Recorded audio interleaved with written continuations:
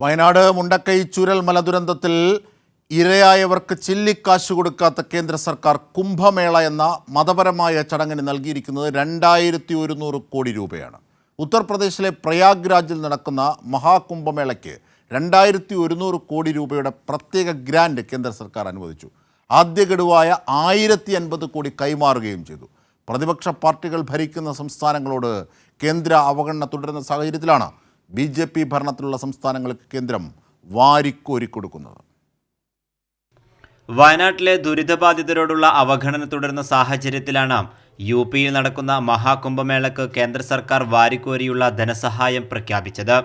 യോഗി ആദിത്യനാഥിന്റെ നേതൃത്വത്തിലുള്ള UP സർക്കാർ മഹാകുംഭമേള സംഘടിപ്പിക്കുന്നതിന് 5435 കോടി രൂപ നീക്കിവെച്ചതിന് പുറമെയാണ് കേന്ദ്രത്തിന്റെ 2100 കോടി രൂപയുടെ ധനസഹായം. 1050 കോടി രൂപ ആദ്യ ഗഡുവായി ഇതിനോടകം നൽകുകയും ചെയ്തു. പ്രയാഗ്രാജിലെ കുംഭമേള നടക്കുന്ന പ്രദേശത്തെ പുതിയ ജില്ലയായി പ്രഖ്യാപിച്ചതിനു പിന്നാലെയാണ് കേന്ദ്രത്തിന്റെ സഹായം. അതേസമയം ദുരന്ത നിവാരണ ധനസഹായമടക്കം കേരളത്തിന്റെ വിവിധ ആവശ്യങ്ങൾ അംഗീകരിക്കാതെയാണ് കേന്ദ്രത്തിന്റെ നടപടി.